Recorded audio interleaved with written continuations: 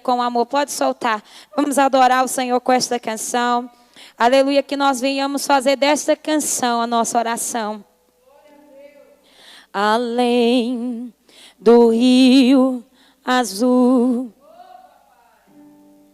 azul são de ouro e de cristais. Ali tudo é vida, ali tudo é paz, morte e choro. Nunca mais tristeza e dor.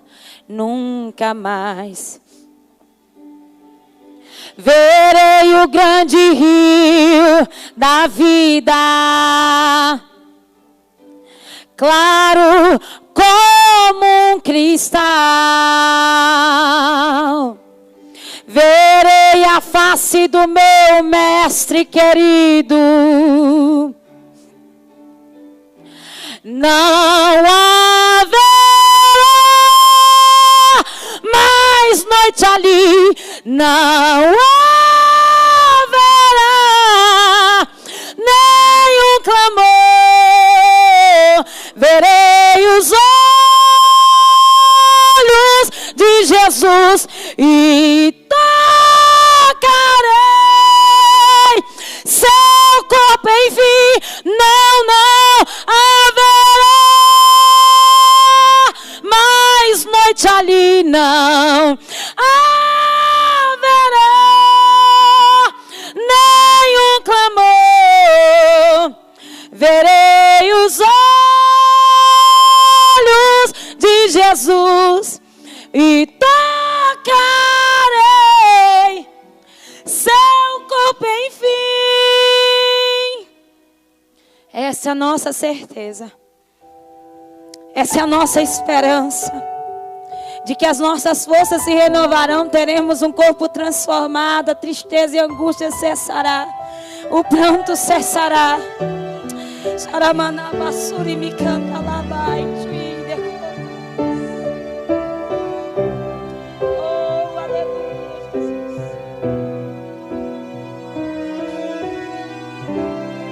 As nações andarão em sua luz, e as portas jamais se fecharão. A cidade é de ouro puro, de jaspe é o seu muro, além do rio azul. Morte e choro, tristeza e dor, nunca mais, nunca mais, nunca mais. Morte e choro, tristeza e dor, nunca mais, nunca mais, nunca mais. Oh, aleluia. Morte e choro, tristeza e dor, nunca mais, nunca mais. Morte e choro, tristeza e dor, nunca mais, nunca mais. Não haverá mais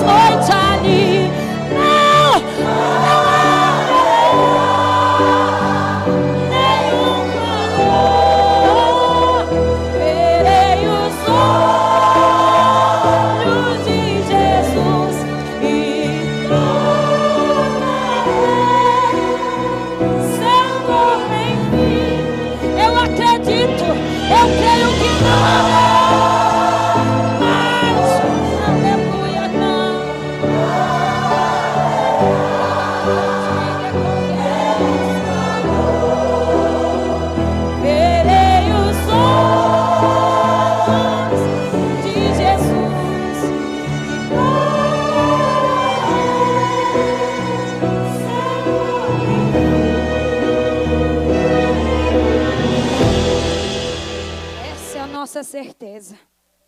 Pode colocar outra canção, você não vai morrer. Tem promessa de Deus para a tua vida, tem promessa de Deus para a tua casa. Creia naquilo que Deus estabeleceu para você. Creia naquilo que Deus liberou sobre a tua vida. Aleluia, Ele tem, louvado seja o nome de Deus, coisas grandes, coisas firmes, propósitos, aleluia, que ainda não foram revelados para você. Tem coisa boa chegando da parte de Deus. Não pare, não desista, não recue, não desanime. Não é para você morrer, não é para você perder. É a provação que purifica o ouro. É no fogo que Deus mostra seu valor. Mesmo que a fornalha seja aquecida muito mais, você vai sair do outro lado. Fique em paz. Oh, não, você não vai morrer. Eu vim aqui nessa noite pra te dizer que as promessas que Deus fez, você irá viver. Levante-se do chão, acalma o coração. Deus vai fazer aquilo que ninguém pode fazer. Não, você não vai morrer. Eu vim pra te dizer que as promessas que Deus fez, você irá viver. Levante-se do chão, acalma o coração. Deus vai fazer aquilo que ninguém pode fazer. Creia, confia, acredite que Deus irá fazer. Pega a tua Bíblia, abra comigo no livro de Ageu, capítulo 1. Louvado seja o nome do Senhor. Ageu, capítulo 1. Louvado seja o nome do Senhor. Eu quero ler com vocês a partir do versículo 3. Aleluia. Livro do profeta Ageu, capítulo 1, versículo 3 em diante.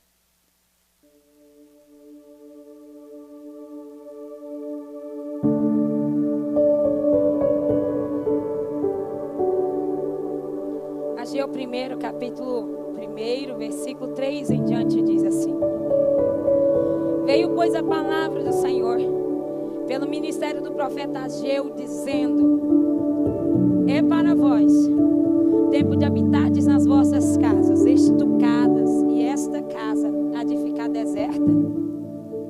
Ora, pois, assim diz o Senhor dos exércitos: aplicai o vosso coração aos vossos caminhos. Semeais muito, recolheis pouco. Comeis, mas não vos farteis. Bebeis, mas não vos saciais. Vestivos, mas ninguém se aquece. E o que recebe salário no saquitel furado. Assim diz o Senhor dos exércitos: aplicai o vosso coração aos vossos caminhos. Subi o monte, trazei madeira, edificai a casa, e dela me agradarei, e eu serei glorificado, diz o Senhor. Olhaste para muito, mas eis que alcançaste pouco. E esse pouco, quando trouxeste para casa, eu lhes assoprei. Sabe por quê? Disse o Senhor dos exércitos: por causa da minha casa que está deserta, e cada um de vós corre a sua própria casa. Por isso retém os céus o seu orvalho, a terra retém os seus frutos. E fiz vir a seca sobre a terra, e sobre os montes, e sobre o trigo, e sobre o moço, e sobre o azeite, e sobre o que a terra produz, como também sobre os homens, e sobre os animais, e sobre todo o trabalho das mãos. Então ouviu Zorobabel, filho de Sealtiel, e Josué, filho de Josadaque, sumo sacerdote, e todo o resto do povo, a voz do Senhor, seu Deus. As palavras do profeta Ageu, como seu Deus o tinha enviado, e temeu o povo diante do Senhor. Eu quero que vocês acompanhem comigo Ageu capítulo 2, versículo 4, que diz assim: Ora, pois, esforça-te, Zorobabel, Diz o Senhor: esforça-te, Josué, filho de Josadá, que somos sacerdote, esforçai-vos também. Todo o povo da terra, diz o Senhor, e trabalhai, porque eu sou convosco, diz o Senhor dos exércitos. Segundo a palavra que concertei convosco, quando saíste do Egito, e o meu espírito habitava no meio de vós, não temais, assim diz o Senhor. Porque assim diz o Senhor dos exércitos: ainda uma vez, daqui a pouco, e farei tremer os céus e a terra e o mar e a terra seca. Farei tremer todas as nações e virá o desejado de todas as nações. E encherei esta casa de glória, diz o Senhor dos exércitos. Minha é a prata, meu é o ouro, disse o Senhor dos exércitos. A glória desta última casa será maior do que a primeira, diz o Senhor dos exércitos. E neste lugar darei a paz, diz o Senhor. Amém. Que leitura bonita, é forte, né, meus irmãos? Ao nosso coração. Eu estava na minha casa e o Senhor falou muito forte ao meu coração. Ageu, dentro dessa palavra aqui, ele foi o primeiro dos 3 profetas pós-exílicos.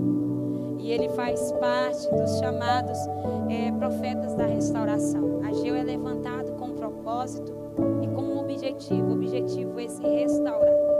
E restauração tem um significado muito forte, que significa trazer novidade àquilo que um dia já foi novo e agora está destruído ou desgastado. Então é fazer ser novo aquilo que ainda tem tempo de ser consertado. A restauração, ela só acontece, reforma é para algo que está destruído, né? Nem sempre destruído, mas o objetivo da palavra é essa. E restauração significa aquilo que ainda dá de ser consertado. E Ageu, ele é levantado como um desses profetas que vai proclamar a restauração, junto com Zacarias e Malaquias. São assim chamados porque, ao voltarem da Babilônia, eles tinham uma missão. E essa era uma missão muito forte, que era de restaurar. Não era só Ageu, mas Zacarias e Malaquias.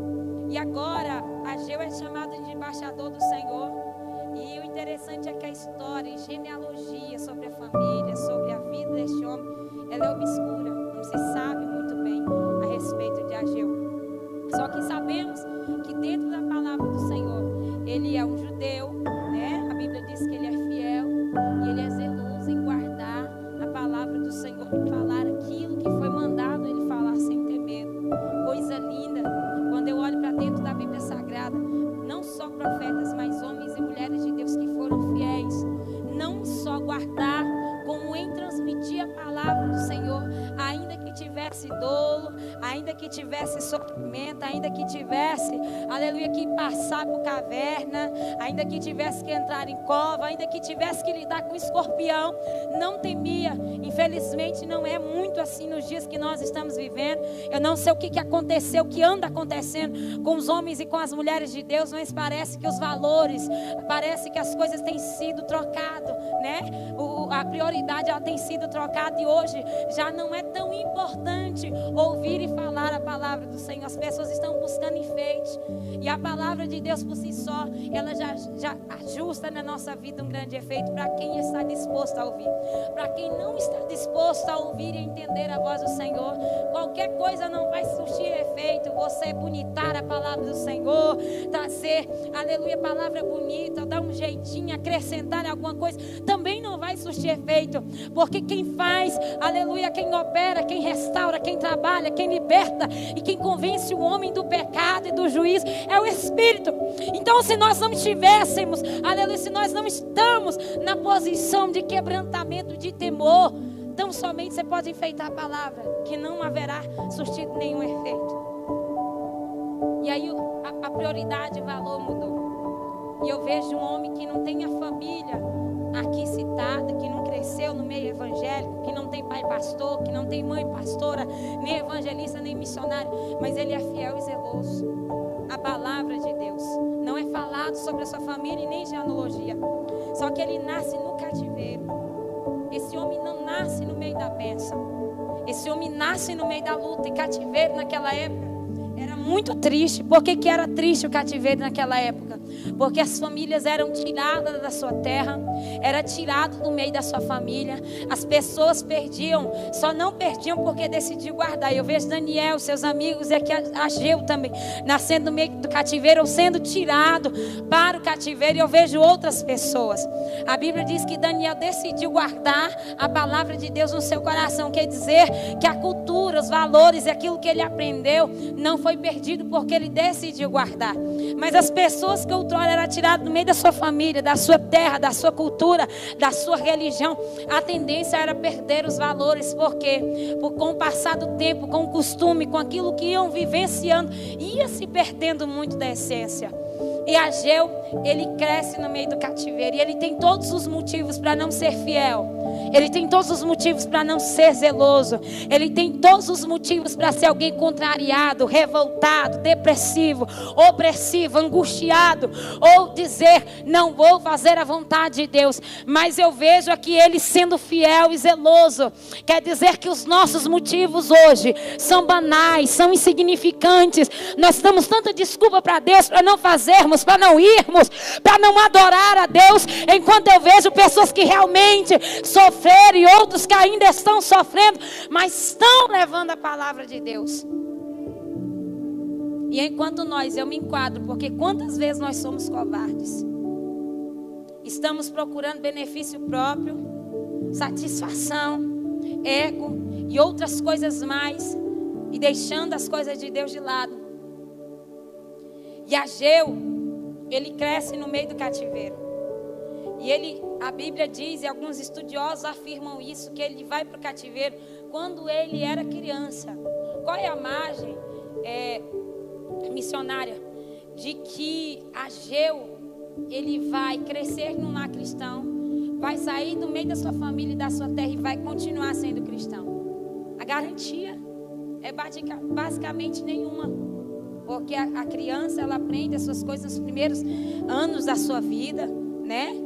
Só que isso se perde no decorrer da vida. Fica uma marca ali, mas se perde no decorrer da vida por causa de vínculos, de amizade e da sociedade. Qual era a garantia de que Ageu ia crescer no meio cristão e ele ia continuar sendo cristão? A garantia aqui é quase que nenhuma, ainda mais sendo tirado do meio da sua terra. E a base é na seguinte referência: quem há entre vós que tenha ficado, viu esta casa na sua primeira glória. Ele vai dizer, eu não estava aqui, mas alguém ficou. E Ageu agora é levantado. E agora Ageu é levantado, e a Bíblia diz que lá pelo dia 17 de outubro, no ano do rei Dário, a Bíblia diz que a palavra do Senhor veio ao profeta Ageu. E Ageu se levanta, e é interessante, aqui tinha sumos sacerdotes. Era normal Deus falar com o profeta, mas Deus também falava com sacerdotes. E a Bíblia diz aqui que Josué, certa feita, ele, lá no livro de Zacarias, Josué, ele é apontado pelo Satanás, pelo próprio Satanás. O inimigo se levanta para apontar ele e dizer a respeito dos pecados dele. Neste momento o próprio Deus defende ele. E a Bíblia diz que naquele momento Deus repreende Satanás, limpa as vestes de Josué que estavam sujas e ainda coloca algo sobre a cabeça dele, acrescenta algo sobre a cabeça dele. E é interessante que é esse mesmo sumo sacerdote aqui, Josué. E a Bíblia diz que o povo estava desanimado e a casa do Senhor estava destruída. E eles estavam desanimados porque Ageu centraliza o foco em Judá e o povo é preparado realmente para a verdadeira adoração. Esse povo a qual nós estamos falando cresceram adorando a Deus, a sua crença, a sua cultura, seu costume. Eles foram criados, formados, levantados para um propósito maior, propósito de adorar a Deus. Só que o templo de Salomão, o primeiro templo foi destruído. E o primeiro templo, Ele era muito conhecido pela sua glória, pela sua formosura, pela riqueza. E não era pela presença de Deus, não era tanto pela presença de Deus. Teve a presença de Deus, teve. Mas em determinado momento a presença de Deus sai. Porque todas as pessoas que adentravam o templo de Salomão já estavam adentrando ali. Não era só para admirar, mas para se amostrar, porque tinha o privilégio de adentrar. Então passou de ser um centro de adoração para um centro, aleluia, não só de adoração, mas como de exibicionismo. E Deus, ele fica indignado, ele fica irado. E a Bíblia diz que o templo de Salomão, ele é destruído. Por que que Deus, ele fez assim? Aleluia. A gente muitas vezes não entende como Deus, ele começa a dar alicerce, como começa a dar estrutura para nós, começa a nos levantar, e parece que de repente aquilo que Deus, ele criou do nada, aquela estrutura que Deus nos deu, do nada é tirado de nós. Nós não entendemos isso. E por mais que a gente ore, por mais que a gente busque, por mais que a gente interceda, clame e ore a Deus, Ele não vai te falar. Aquilo que era para ser um lugar de adoração passou a ser um lugar de exibicionismo. E é isso que eu estou falando desde o início que eu peguei esse microfone. Que coisas que deveriam ser prioridades acabam entrando em segundo plano em nossa vida. O lugar era para adoração, não era para exibicionismo. Agora o templo é destruído, é tirado, e o povo desanima, porque é normal do ser humano se alegrar com as conquistas e se entristecer com as derrotas. E normalmente as derrotas, elas trazem para nós grandes lições, muitas lições. Só que nós não estamos preparados para aprender o que essas lições quer ensinar para a gente. Muitas pessoas não estão preparadas. Paralisam, ficam chorando, ficam se vitimizando e não reagem. Ao invés de reagir, ao invés de se humilhar. E é por isso que Deus, Ele deixa essa palavra bem clara, e ela serve como base bíblica para nós. Não só por estar na Bíblia, mas porque nós precisamos refletir nessa passagem. Que Deus, ele fala assim: o meu povo que se chama pelo meu nome se humilhar e orar e se arrepender dos seus maus caminhos, então ouvirei dos céus a sua oração, perdoarei os seus pecados, estarão atentos os meus ouvidos para a oração que se fizer neste lugar. Deus, ele não está preocupado só com humilhação. Deus, ele está se preocupando com, aleluia, arrependimento. E arrependimento significa mudança de conduta. Muitas pessoas querem se humilhar, choram, mas não possuem uma mudança de conduta. Deus, ele está trabalhando no seu equilíbrio. Deus, ele começa a trabalhar no seu caráter. Deus começa a trabalhar na tua vida, mas nós muitas vezes não estamos preparados para a mudança de conduta.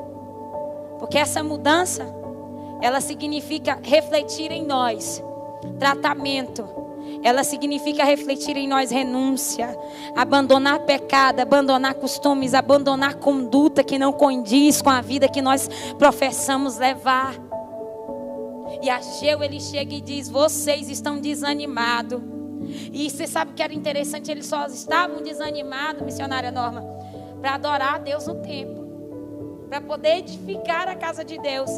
Porque enquanto eles estavam desanimados para ir para a igreja, orar, eu quero até basear e dizer que isso podia ser no dia de hoje, está sendo no dia de hoje. Enquanto o povo está dando desculpa para não vir para a igreja orar porque está com medo do Covid, aqui tem, se eu fosse contar, né? Um lugar seu está aqui. Aí as pessoas estão dando desculpa para Deus por causa do Covid. Mas quem aqui deixa de ir no banco, na lotérica, no mercado, deixa de trabalhar? Quem é que deixa? Mas nós continuamos dando desculpa para Deus. Eu não posso, eu não tenho tempo, desse jeito não dá. E o povo aqui, missionária Norma, eles estavam preocupados em cuidar da casa deles. E a Bíblia diz que a casa deles estava linda, estucada, no brilho, tudo confortável. Mas a casa de Deus estava caindo aos pedaços. E quantas pessoas podiam estar aqui? Esse é o momento que Deus está chamando a tua atenção. Você que tem dom, você que tem ministério, você que tem um chamado, que seja para ficar sentado aqui, porque todos nós temos um propósito. Ninguém é chamado para ficar, aleluia, na casa de Deus ou na presença de Deus de mão vazia. Até mesmo você dentro da sua casa tem um chamado. E eu estava sentado ali e Deus dizia ao meu coração, missionária Norma, e eu disse: Deus, mas como é que é isso? Deus dizia para mim: uma casa não se firma com uma coluna só. E eu fiquei questionando a Deus sentado, e Deus disse assim para mim, eu dizia para Deus: mas se tiver um casal, for só um casal ali, a irmã é crente, o esposo não é, ela está orando, ela não vai edificar a sua casa? E Deus disse para mim: no sentido vai, no sentido literário da coisa vai, mas se os dois estiverem buscando a mais firmeza. Quem aqui já viu aqui uma construção de uma casa com a coluna só? Fica de pé se soprar o vento. Nós precisamos nos posicionar e se alicerce na casa de Deus. O povo estava cuidando da sua vida, estava lindo, estava maravilhoso. E a Bíblia diz que é tão interessante que enquanto a casa deles estava linda, a casa de Deus estava caindo ao pedaço. Eles trabalhavam muito, muito mesmo. E a Bíblia diz que eles semeavam muito, e na hora da colheita era nada. A Bíblia diz que eles comia, a comida que comia não fartava, não saciava. A água que eles bebiam não saciava. A roupa que eles vestiam não era suficiente para se aquecer. E aquele que recebia seu salário, quando ia receber, era o mesmo que um salquitel furado. Colocava o dinheiro, cadê? Eu trabalhei o mês inteiro. Será que isso é diferente dos dias de hoje? Será que esse tempo é diferente do dia que nós estamos vivendo? Porque a gente quer vestir o melhor, quer comer o melhor, quer ter o melhor na nossa casa. Mas aquilo que é prioridade tem sido deixado em segundo plano. Eu olhei para uma colega esses dias e eu disse: você está devolvendo o dízimo? Essa palavra não é sobre oferta, mas ela também fala a respeito. Você está dando oferta, você está fazendo algo para Deus, está se esforçando. Quando nós, irmãos, colocamos a nossa vida na obra do Senhor, isso também é uma oferta. Às vezes você não tem dinheiro, mas você tem um tempo e você oferta esse tempo na obra do Senhor. Isso também é uma oferta. As pessoas pensam que ofertar ou semear apenas dinheiro. Dinheiro é importante, mas a nossa vida está na presença de Deus. Não tem dinheiro no mundo que pague. Se pagasse, não tinha gente morrendo com dinheiro dentro do banco. Olha que lição Deus está dando para o mundo. Enquanto tem pessoas assim, presas no dinheiro, presas em bens materiais, Deus está dando um sacode no mundo, dizendo: teu dinheiro para mim não vale nada. Acorda, igreja. É tempo da gente despertar. Não é só dinheiro. Deus, Ele está preocupado com a nossa alma. Deus está preocupado com a tua salvação. Aí o Senhor, Ele diz: olha, você precisa aplicar o vosso coração aos vossos caminhos. Porque a Bíblia diz que o nosso coração é enganoso. Mas quando você começa a olhar para o que o teu coração está te encaminhando, você consegue perceber o quão distante você está de Deus. Porque a tua vontade é de vir para o culto, mas o cansaço, ele quer falar mais alto. A tua vontade é de vir para o culto, mas o desespero, o medo ou os outros compromissos falam mais alto. E a Deus estava dizendo: vocês precisam acordar, vocês precisam reagir. Vamos, sobe um monte, é pesado, é cansativo, mas peguem madeira, edifique a casa dela, eu me agradarei e eu serei glorificado, diz o Senhor. Deus estava dizendo: vocês estão olhando para coisas grandes, porque a fé de vocês alcançam coisas grandes, mas vocês estão recebendo coisas pequenas, porque, aleluia, o coração de vocês e o que vocês estão ofertando a Deus é o mesmo que nada. É forte isso aqui, meu irmão. Eu chego na igreja e oferto maior para Deus. Sou crente domingueiro. Domingo estava tão lotada a igreja, estava bonito isso aqui, né? E eu estou preocupada. Meu coração está acelerado, está doendo. Porque Deus está preocupado com a nossa alma. Acorda, igreja. Eu saí do Piauí, eu saí de lá preocupada com a igreja. Deus, Ele tem me permitido andar em estados. E todos esses estados que Deus, Ele me permitiu andar, eu saí de lá preocupada. Eu cresci num lar que era meio cristão e meio termo. Papai não era evangélico. Hoje ele já aceita. Ouve a palavra de Deus, mas teve tempo dele arrastar minha mãe para fora da igreja. Meu prazer desde pequena era estar na casa do Senhor. Em um lar turbulento. Meu pai viciado em bebida alcoólica. Minha mãe se esforçava em me ensinar o jejum e oração. E tinha dia que era tão pesado que eu achava chato. Eu não queria, porque eu queria ter uma vida como as outras amigas. Filhos de ímpio, de crente que fosse relaxado. Minha mãe, ela insistia comigo e ela dizia: hoje você não entende, mas um dia você vai entender. Eu era criada, eu fui criada, sendo levada à missionária Norma. Aos 6 anos, 7 anos, 8 anos de idade para a vigília, que acabava às 6 horas da manhã. Muitas das vezes eu dormia e tinha vezes que eu não conseguia dormir. Mas eu cresci nesse meio. Do meio que aprende a amar a Deus, se esforçar e servir a Deus. E hoje, quando eu olho para a realidade da igreja, não só aqui de Taguatinga, mas para a igreja brasileira. Eu não sei de outra nação, eu me refiro à igreja brasileira. Sabe por que eu me preocupo? Porque enquanto os templos estão ficando presunçosos, nós estamos ficando vaidosos. A glória do Senhor está ficando escassa e a presença do Senhor está se esvaindo de nós. Ageu disse assim: olha, atenta, olha para o teu coração. Se preocupa com o teu caminho. Porque a minha casa está deserta, o meu povo está doente. Vocês estão trabalhando muito, mas olha só o que aconteceu. Eu retive até a chuva dos céus, o orvalho. Vocês não estão entendendo, mas eu vou explicar para vocês o que está acontecendo. Enquanto vocês deixaram de me adorar, eu cessei a chuva. Aí você que plantava e colhia muito, agora vai plantar e não vai colher nada. Olha o que Deus está dizendo: por tua causa, porque você deixou de me adorar como devia. Eu fiz vir a seca sobre a terra, sobre o trigo, sobre o moço, sobre o azeite, sobre a terra, como aos homens e aos animais e sobre todo o trabalho da mão.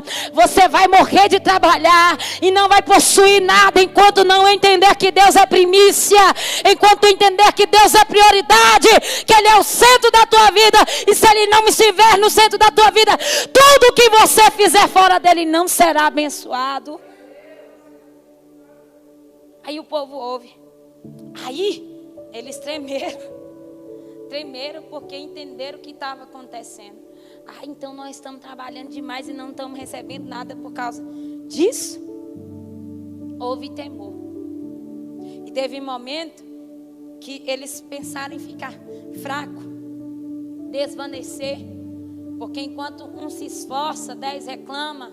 Enquanto 10 se esforça, 20 questiona, murmura, bota defeito.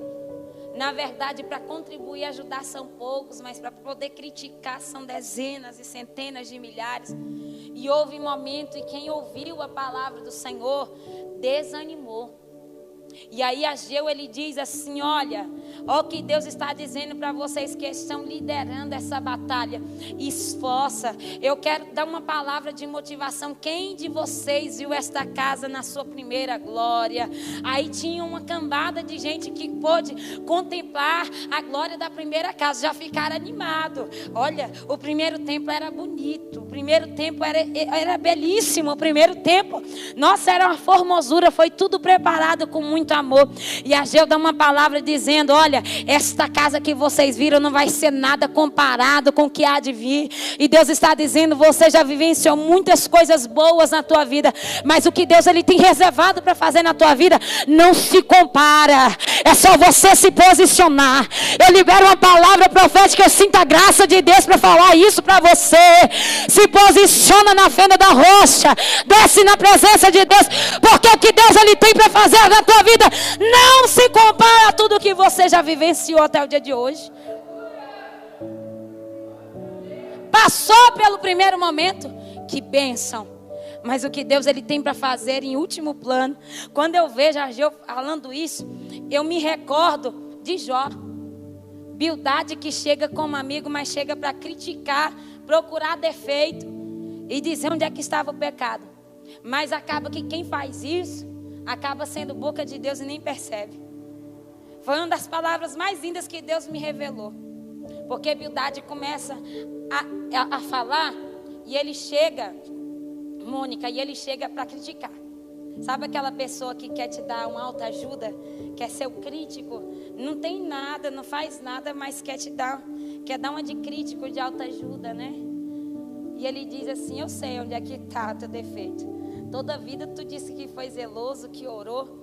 E eu quero te dizer uma coisa, está lá no livro de Jó, capítulo 8, ele diz: mas se tu buscares a Deus, ó de madrugada, buscares a Deus e o Todo-Poderoso pedir misericórdia, Ele sem demora se levantará em teu favor. Isso aqui é a fala de alguém que estava duvidando da fidelidade e interesse de alguém que buscava de verdade.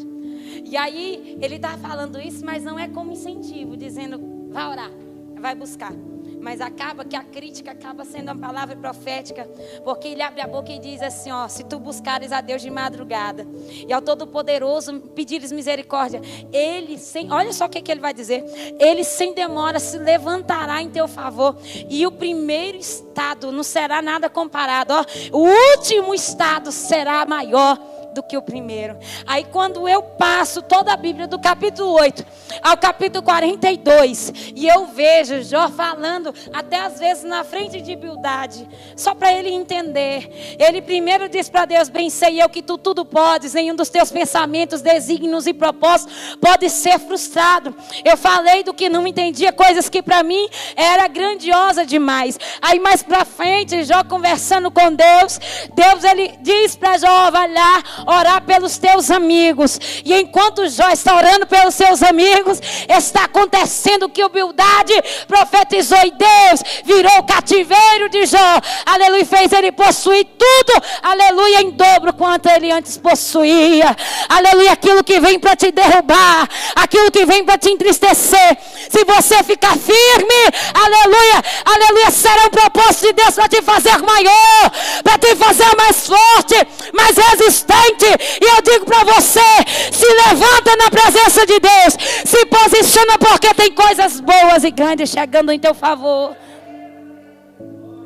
O inimigo não sabe, ele não entende, mas Deus, ele tem propósito contigo. Deixa falar quem quiser.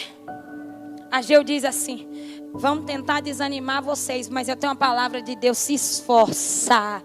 Esforça-te, esforça-te, esforça-te, trabalha, porque Deus é contigo. Você não precisa de nada mais. Deus é contigo. Se tem alguém que não é contigo, o problema é dele. Deus é contigo, aleluia. Se tem alguém que não gosta de você, o problema é dele. Deus é contigo. Se tem alguém que não vai com a tua cara, o problema é dele. Deus é contigo. Deus está contigo. Se esforça e trabalha, porque Deus, Ele é contigo. Esforçai-vos. Aí, olha o que ele vai dizer. Sabe por que você precisa se esforçar? Porque meu espírito habitava. E habitava não significa que habita. Habitava está no sentido de que era, hoje já não é mais. E ele vai dizer: o meu espírito. Porque há tanto desânimo, missionária Norma. Porque há tanto crente fracassando, desistindo, que vem para a igreja, mas está morto, finge que está vivo, mas já morreu. Porque o meu espírito habitava. E habitava não significa que habita. O meu fogo arderá continuamente. Você tem que fazer uma revisão todos os dias do seu altar. Como é que está seu altar? Está quebrado, está rachado, está apagado. Mas o fogo do Espírito tem que arder sobre o teu altar continuamente. Aí ele vai dizer: vocês vão entender. Sabe por que vocês estão desanimados? Porque o meu Espírito habitava no meio de vós. Mas eu digo para vocês: não temas. Porque assim diz o Senhor: ainda daqui uma vez, Deus está dando outra oportunidade.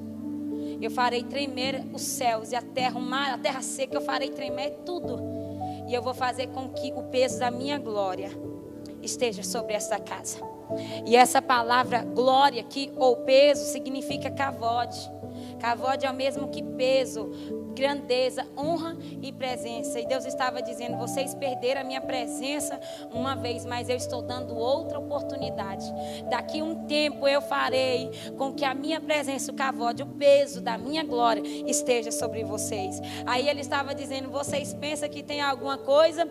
Minha é a prata, meu é o ouro, diz o Senhor dos Exércitos. Aí o povo estava triste porque a casa não ficou tão bonita, tão perfeita e de exibicionismo como da primeira vez. Mas aí Deus, ele se manifesta e diz: a glória da segunda casa será maior do que a primeira. O templo de Salomão foi destruído, 70 anos o povo ficou no cativeiro. Jerusalém não tinha lugar, não tinha pessoas para adorar. As pessoas que podiam adorar não queriam. Os que voltaram à missão de reconstrução do templo, aleluia, tinha a missão de restaurar também, Norma, a adoração. Mas como é que se adora desanimado? E Ageu estava dizendo: essa obra de restauração primeiro tem que começar de dentro e ela terminará lá fora.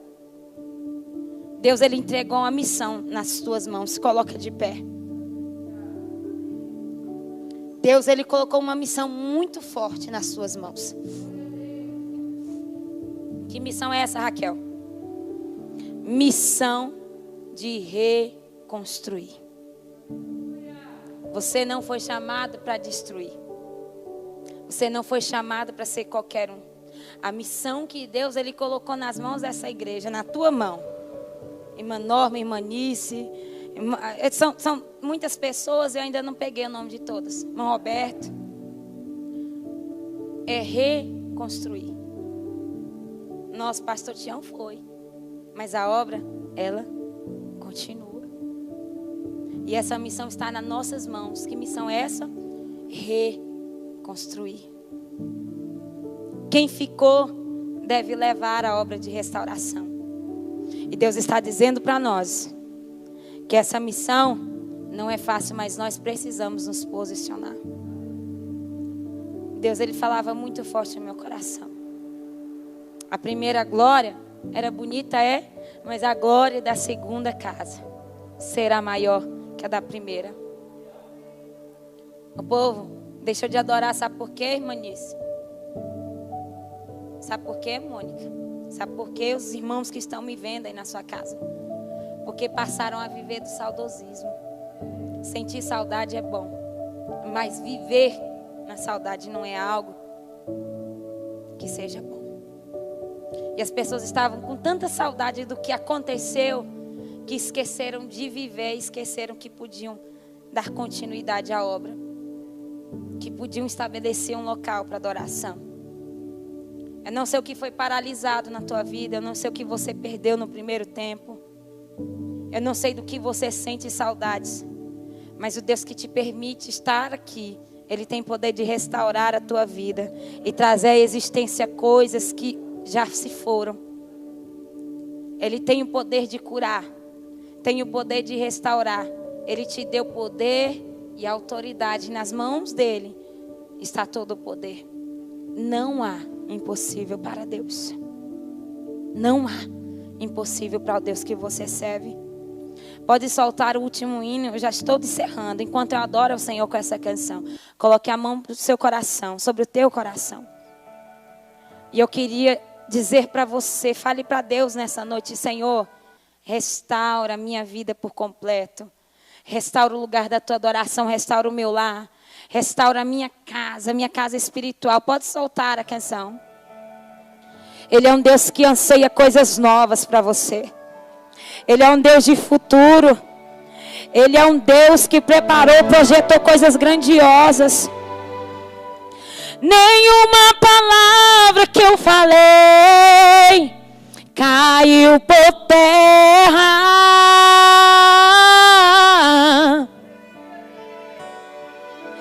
Nenhuma promessa que eu te fiz deixou de se cumprir. Olha o que Deus está dizendo para você nessa noite. Até aquele não que eu te dei Foi pensando em você.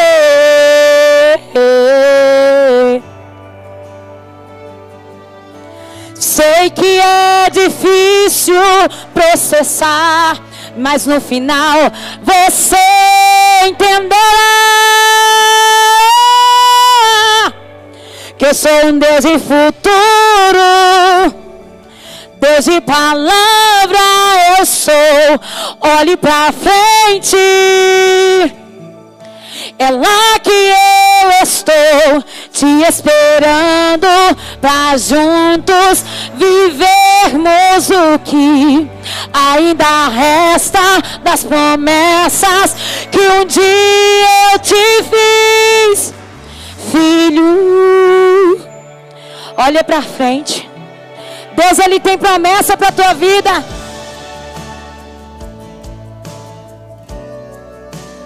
Caiu por terra,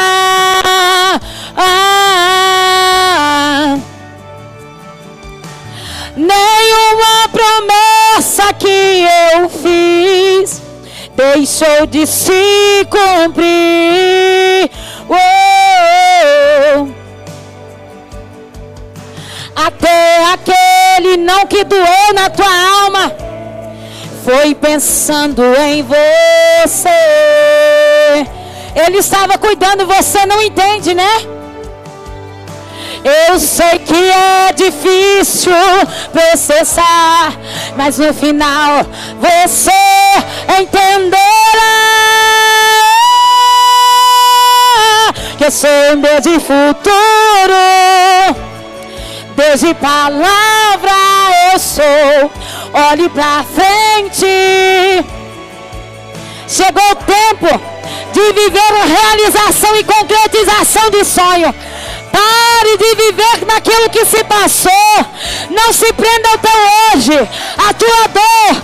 Aleluia, porque Deus, Ele tem coisas grandes. Filho,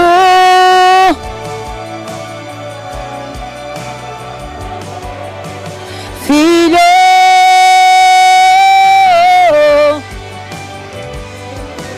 no vale da sombra da morte, eu sou contigo.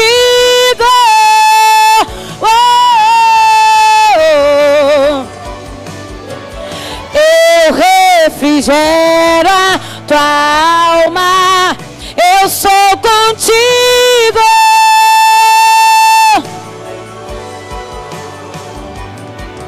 Te levo às águas tranquilas, eu sou contigo.